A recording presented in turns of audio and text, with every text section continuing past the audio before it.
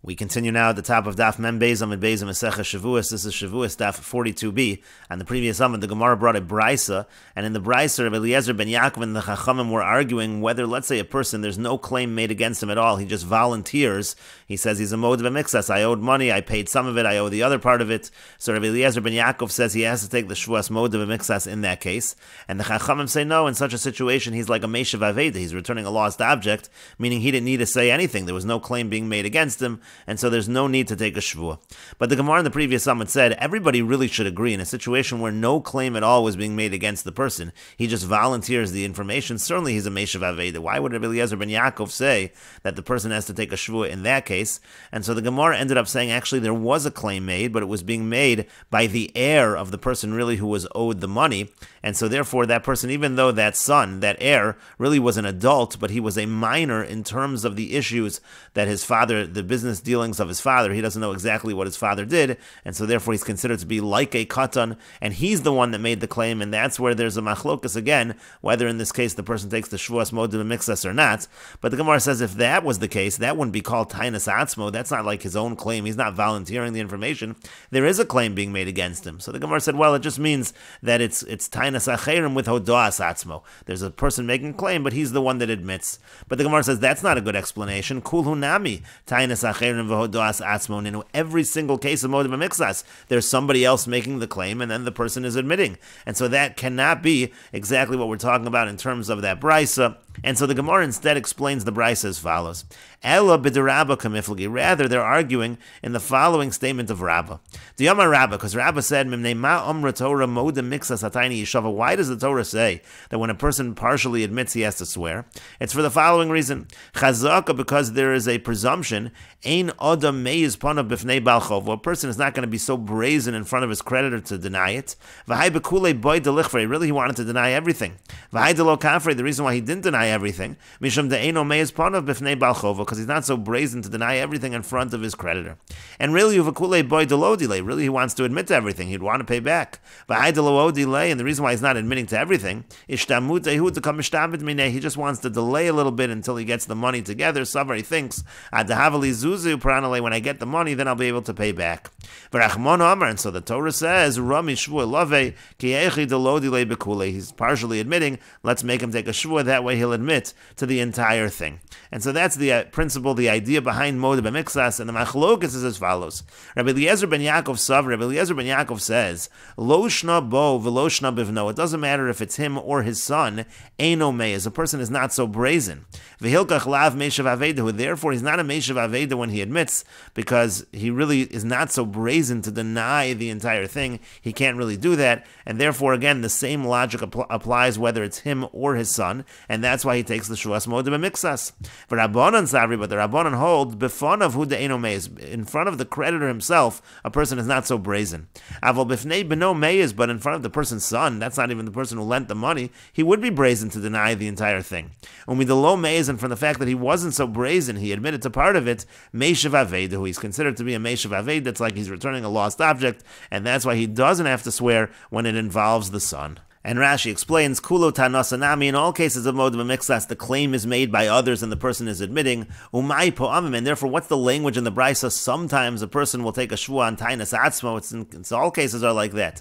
And also for Rabbanan, amay pligila, and furthermore, why would the Rabbanan argue on Rabbi Eliezer ben Yaakov? If you have here an adult that's making a claim and the person is mod b'mixas, everybody should agree in such a situation that we would say that he takes a shvuah. And so the Gemara instead said, Ella b'derabba kamiflagi. Rather, they're arguing in terms of what Rabbah said, and the way Rashi understands is uliolam betoano katan. Really, we are talking where the person is actually a minor. This son who's making the claim is not an adult and just a minor with regards to his father's business dealings. He actually is a minor. And since a minor, when he makes a claim, that's not really considered to be a substantial claim. Because it says in ish, it has to be a man. That's why the Bryce refers to it as tainas atzmo, his own claim, as if he's admitting it on his own without somebody forcing the claim from him, so to speak, because again, it's just a minor who's making the claim against him, and therefore it's really like Tainas Atzmo. It's as if he's volunteering the information. Miu hacha tainahi, nevertheless, over here it is considered to be a claim, even though in general when a minor makes a claim it's not considered a claim. Here it is a claim. Because here a man did give over the item or whatever the issue is in terms of a loan or a deposit. Here you really did have a nesina from a man to mikoach nesina sa'av hiba, because everything is happening because of the giving of the father who was an adult. V'hainu dekamar pa'amim, and that's why Rabbi Eliezer ben Yaakov says sometimes you're going to take a shvua even on Tainas Atzmo. V'chitema rabbanan amai pligi oleh. Now if you're going to say, well, if that's the case, why did the rabbanan argue? You have a nesinas ish over here, and so who cares that the son is the one making the claim and he's a minor? But the answer to that is, as the Gemara said, b'derabo kamiflagi. They're actually arguing in terms of rab. In other words, they're arguing about this idea of mei is panav, whether the logic of moed and mixas taking a shvua applies or not. Again, Rabbi Eliezer ben Yaakov says he does take a shvua here, and the Chachamim say he does not take a shvua. And the point over here was to actually say that this is also the explanation in our Mishnah, because in our Mishnah it said at the end of the Mishnah that there are cases where a person could take a shvua to a katan, even though it said that generally speaking you don't take a shvua to a katan, sometimes you do. And again, that's the answer over here, that our Mishnah is following Rabbi Eliezer ben Yaakov, and you're taking the shvua to the katan when he's coming with the claim of his father. He's coming and saying that you owe money to my father. So in that situation, as we just said, Rabbi Eliezer ben Yaakov would say that the person does take the shvuas modeh b'mixas. But the Gemara continues and asks, "Mi matzis muk mislok Rabbi Eliezer ben Yaakov." But can you really say that our Mishnah is following Rabbi Eliezer ben Yaakov? Hakatani reisha, but it says in the beginning of the Mishnah the following case: Mana li abba biyadcha. It's exactly this case. You owe a mana to my father. Ein lach biyadi al chamishim dinar. So then he's modeh b'mixas. It's not true. I only owe 50 dinar. So pater. So there the Mishnah said he's pater memneisha meishav avedu, because it's considered like he's returning a lost object, and so therefore clearly the Mishnah is not following Rabbi Eliezer ben Yaakov in this line, because here the Mishnah is saying that the person is considered a Meishav Aveda when it's the son that is coming with the claim of the father. But the Gemara answers to that, Hasam over there, Delo Amar Barili, there, that son who is coming, he's not saying I'm certain about it. But Hacha da Amar Barili, but over here he's saying I'm certain. If the son is saying I am certain, that's where Rabbi Eliezer ben Yaakov says that the person has to take a shvua. And Rashi explains, Hasam over there, Delo Amar Barili, he doesn't say I'm certain. Reisha de Katani Pater, in the beginning of the Mishnah where he says Pater, Delo Amar Hayasam Barili, the orphan doesn't say I'm certain about this. But Seiva de Katani Nishboin Lakatan, but the end of the Mishnah where it says that we take an oath to a minor, the Amar Barili, that's where he says that I am certain.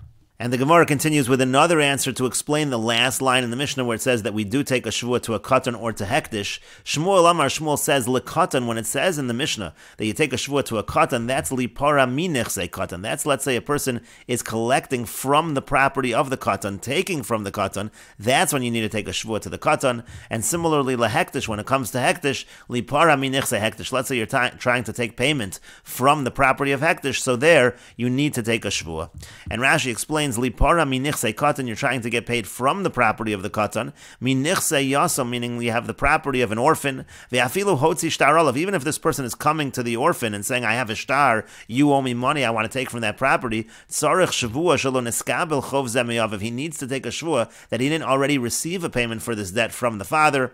And similarly, lipara minichse hektish, let's say he wants to be paid from property of hektish, hamaktish nechasav, the case would be as follows: somebody is maktish's property, and then v'yatza olav shtar chov, then a shtar chov, there's a debt that comes, there's a shtar against this person to collect the debt from him. Uba lipara min nechasim, so now the person wants to collect from the property that was now hektish, so tzarech shvua, you want to collect such property, the person needs to take an oath. But the Gemara continues and asks on Shmuel's answer, Lekatan, you're interpreting this line in the Mishnah which said Lekatan, that it means Lipara minichse katan, that it means if a person is taking payment from the property of a katan, he needs to take a shvua. But Tanina, we already learned that in a Mishnah, this is a Mishnah coming up. It says in the Mishnah, Minichse yisomim, if a person is taking payment from the property of yisomim, Lo yipara ela b'shvua, he can only take the payment by taking an oath. So therefore, Tarti lamali, why would we need two Mishnayos to teach the same thing?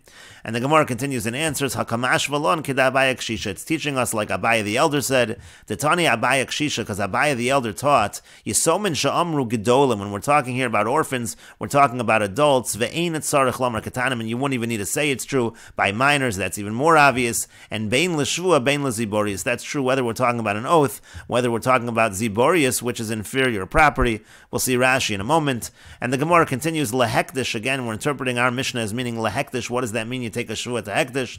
Lipara min nichse hektish, it means to take payment payment from property of hektish. But that also, Tanina, that also we learned in the same Mishnah that's coming up. It says, Minachasim mishubadim, let's say you have property with a lien on it, lo yiparu ela b'shvu, you can only take such property with an oath. And so therefore over here also, if you're taking the property from hektish, that essentially is nechasim mishubadim, the person owed money, and there was a lien on his property, and then he made his property hektish. So again, you have to take a shvua. Why do we need to learn that twice?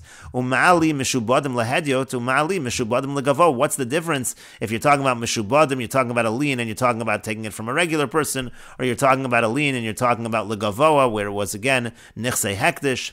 And the Gemara says, no, for that itzrich, it is necessary to teach specifically by hektish, because salka da'it chamina, one might have thought hedyot hu, when it comes to a regular person, the adam osa kanunyal hedyot, it's impossible for a person to go into cahoots in terms of going against the hedyot. Meaning you might have a situation where again this person is coming to collect, and now he's coming to collect from liened property. So let's say he's coming to collect from somebody who bought the land from the borrower, but maybe the lender and the borrower, maybe they're in cahoots with each other, pretending that the borrower owes the money to the lender because they want to go and collect it from the hedyot, from the lekuchos, from these purchasers. That you could understand, and so therefore it makes sense to say that when you're collecting in such a case, you have to take a shvua. Aval hektish, but let's say you're talking about collecting essentially from hektish. Dein adam osa kanunya al hektish. People are not going to go into cahoots against hektish. In other words, you're not having a situation where the lender and the borrower are getting together in order that you're going to collect from hektish. That doesn't really happen. So maybe you don't need to take a shvua. And so kamash malon, that's what it's teaching us in our Mishnah. You need to take a shvua in this case as well. And Rashi explains, Tanina, again, we already learned this in another Mishnah, b'meseches ksubas ulakamon b'chol hanishboin. This is a Mishnah meseches ksubas. It's also later on, as we said, in Parakol hanishboin. And bein leziborius, then it said, when it comes to collecting from the Yisomim, so it's true whether we're talking about Gedolim, whether we're talking about Katanim who are minors, and it's true for Shvua and for Ziborius, the Tanan b'hanizakin, we learned in the Mishnah Hanizakin in Meseches Gittin, ein nifroin min ha-Yisomin ela min ha-Ziborius. When you collect from Yisomin, you have to take from the inferior property. And the point over here is, v'hainu detanatarti, the reason why this Mishnah is taught twice, it's because chada legedolim v'chada lekatanim. It's to say that these halachas are true both for adults who are Yisomim and for minors who are Yisomim as well. And then the Gemara said in terms of the halacha from hektish, adamosa kanunya al hahedyot. So it's true that a person is going to go into cahoots against a regular person, meaning halova hazeh asa eitzerim yusa olav yamar ni chayiv lazeh. The borrower is just pretending, he's saying I'm obligated to this person, kedesha yitrof hakarka mimenu, all in order to collect the land from these lekuchos, which really shouldn't be collected. He doesn't owe any money to the malveh v'yachloka b'ram yusa. The point over here is that the borrower and the lender are planning on splitting the property, and this is b'ram yusa. They're lying over here. So maybe that would be true by hedyot. You might think that that's not true by hektish, but that is true as hektish, with hektish as well, and that's why a shvua needs to be taken. But the Gemara continues and asks, V'amar Rav Huna, but didn't Rav Huna say, Shchiv meirash hektish kol nechasav, let's say somebody on his deathbed, he's makdish all of his property. V'amar, but then he says, Mana leploni biyadi, I owe so-and-so a mana, and so essentially that's going to be taken from hektish now, because he's saying, I really owe that money to so-and-so.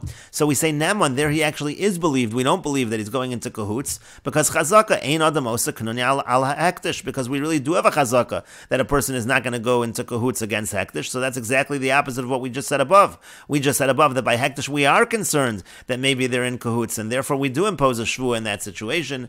And the Gemara says, no, Amri, they answer, Hani mili shchimeira. It's only by a shchimeira, someone on his deathbed, we don't think he's going into cahoots. Ein adam chote v'lo. A person is not going to sin if he has no benefit. He's about to die. He's not going to try to take from hektish in this situation. Aval gabe bari, but by a healthy person, vaday chashin. And certainly we are concerned that maybe he's in cahoots against hektish, and that's why the shvua is necessary. And the Gemara continues with the Mishnah, Ve'elu devarim she'ein nishboin alei. In the following items, a person does not take an oath on, ha'avodim v'hashtaros v'hakarkos v'hakdeshos, slaves, documents, land, and hektish, and also ein behen tashlumei kefil, there's no double payment by these items, v'lo tashlumei arba v'chamisha, there's no 4 or 5 times the amount by these items. Let's say, for example, it's an animal that is hektish, so the person steals that animal, there's not going to be a payment of 4 or 5 times the amount if the animal is slaughtered or sold. And shomer chinam eino nishba, when it comes to these items, a shomer chinam does not take an oath on these items, and no say sachar eino mishalim. Also, if a person's a shomer sachar, meaning he's paid to watch it, he is not going to pay. Rabbi Shimon says, Kodshim shechaya b'achar yusin. Let's say you have animals of kodshim that the person is responsible for. Let's say something happens to the animal, he has to bring another animal. So then nishboin aleh, and then actually one would take an oath on them. However, v'she'eno chaya b'achar yusin. But if it's an animal of hektish, which the person has no responsibility, if something happens to the animal, he doesn't need to bring another animal. So ein nishboin aleh, and so then there's no shvua on those. Rabbi Meir says, Yesh devarim she'ein b'karka ve'einon kekarka. There are things that are part of the land that are not considered like land. Ve'ein chachamim modim lo, but the chacham do not agree with Rabbi Meir. Keitzad, how so? Eser gefanim tu'unos masarti lach. Let's say, for example, the person says, I gave you 10 vines and they were laden, they had fruits on them. V'halo omer, and the other one says, einon elachamish, it wasn't 10 of them, it was just 5 of them. So is that considered land or not? Rabbi Meir mechayev shvur. Rabbi Meir says the person is chayev to take a shvur. It's not considered in the category of land. The chachamim omer, but the chachamim say, kol ha'mechuber lakarka, anything that's attached to land, hareu kakarka is like land, and therefore there is no shvua. And the Mishnah continues, Ein nishboin ela al davar shebemida v'shebemishkol v'shebeminyan. We only take an oath on something which can be measured either by its size or its weight or its number. Keitzad, how so? Bayis mole masarti lach. Let's say a person says, I gave you a house and it was full of produce. Or vikis mole masarti lach. I gave you a pouch and it was full. V'halo omer eini yodei. The person says, I don't know. Elamashi nachta ata notel. But whatever you gave, here it is, you should take it. So Potter, in that case, he is exempt. But ze omrat haziz. Now, let's say this one would say that actually it was filled, the house was filled until the ledge. V'ze omrat hachalon. The other one says no, it was only filled until the window. So they're arguing on a defined amount. So chayiv. So that would be considered a case of modim mixas, and he would be chayiv to take a shvua. And Rashi explains, Kachim shechai b'achrayus, and let's say you have animals of kachim which the person is responsible for. The case would be as follows. Kagon, for example, Amar harei olai ola. The person says it's upon me to bring an ola. So if he has an animal that he's going to bring and something happens to that animal, he has an obligation still. He has to bring another animal. V'hifresh behema l'nidro. So then he separates an animal to fulfill the neder. V'hifkido lozeh, and then he actually takes this animal and he gives it to this person to watch. So nishba aleh oso shapikadon biyado. So let's say this shomer, something happens to the animal which would generally require a shvua. This shomer would have to take a shvua in this case, even though it's hektish, dereyeyu karinan be, because it's still called the animal of his friend. The davar hagorim lamamon l'Rabbi Shimon kemamon dami, because according to Rabbi Shimon, this is something which will cause the person to have to pay money. If something happens to this animal, he's going to have to bring a different animal. That's considered like mammon, and therefore, again, we say in this situation that there would be a shvua. Yesh devarim shein bekarka. There are things in the land, meaning shemechubaron lakarka, meaning they're attached to the land. Ve'enon kekarka, but they're not considered like land, v'nishboin alein, and one would have to take an oath on them. Again, that was machlokas tanoim in the Mishnah. Of Gemara mefarish plugsayo, and the Gemara will explain what the machlokas tanoim is about. And the Gemara says, Tashlumei kefil min nolan. How do we know that the double payment, let's say one of these items that's listed in the Mishnah is stolen, how do we know that the double payment, which is a fine, how do we know that doesn't apply to these items? The Gemara says, the Tanur Rabbanan, because the rabbis taught, al kol dvar pesha klal, it says in the pasuk, kol dvar pesha, which is a generalization, al shor v'al chamor v'al sev v'al salma, then it has specifics, an ox, a donkey, a sheep, a garment, prat, those are specifications, and al kol aveda, then it says on any aveda, any lost object, chazer uklal, so that's again a generalization. And klal uprat uklal iatodon elokein haprat. The rule is if you have a klal uprat uklal, a generalization, and then a specific, and then another generalization, it applies only to things that are similar to the prat, and that means as follows: mahaprat mefurash, just like the prat, the specifics are explained as things davar hametaltel, they're movable objects, v'gufo mammon, and they have intrinsic value. Af kol davar hametaltel v'gufo mammon. So too the halach applies only to movable objects which have intrinsic value. Yatsu karkos she'ein metaltal, and therefore land is excluded because that's not movable. Yatsu avodim shukshu lekarkos, slaves are also excluded because they're compared to land. And yatsu shtaros, and documents are also excluded. She'af avi she'ein metaltal, and even though they're movable objects, ein gufon mammon, they have no intrinsic value. They're just used to collect a certain debt or something like that. And therefore all of these things are excluded, and they're excluded from the kefil payment. And hektish, and when it comes to hektish, so it says in the pasuk re'ayu ksiv, it's written in the pasuk his friend. end, Hekdesh is not considered to be Re'ehu, so that is excluded as well. And we will take a look at the full pasuk that the Bryce is quoting over here. The pasuk says, Al kol dvar pesha, al shor, al chamor, al sa, al salma, al kol aveda asher yomar ki huzeh adho Elohim yavo dvar shneihem, asher yarshian Elohim yeshalem shnayim l're'ehu. So the pasuk does mention yeshalem shnayim, the double payment. There is a whole discussion in Maseches Bava Kama exactly what this pasuk is referring to. Is it a ganav? Is it toin tainas ganav? But regardless, again, from this pasuk, from the klal upratu klal, we exclude these items from the kefil payment. And the Gemara continues at the two dots. The Mishnah said, "V'lo arba v'chamisha." There's also not the 4 or 5 times the amount payment by these items. The Gemara says, "My time." And what's the reason for that? Tashlumi arba v'chamisha marachmana, because the pasuk talks about paying 4 or 5 times the amount. V'lo tashlime shlosha v'arba. It's not 3 or 4 times the amount. Meaning to say, once we've eliminated the kefil payment, so now 4 or 5 times the amount by those situations of the animals slaughtered or sold. That's now going to be 3 or 4 times the amount, but that's not what the pasuk says. So those payments are excluded as well. As Rashi explains, once there's no kefil by these items, so it would be 3 or 4 times the amount, which again, that's not what the pasuk says. That's why these items are excluded. And the Gemara continues at the two dots. The Mishnah said, Shomer Chinam Eino Nishba. Shomer Chinam doesn't swear on these items. The Gemara says, Minohani Mili, from where do we know this? To Tanu Rabbanan, because the rabbis taught. And we will continue with this discussion in the next video on Daf Mem Gimel Amud Aleph.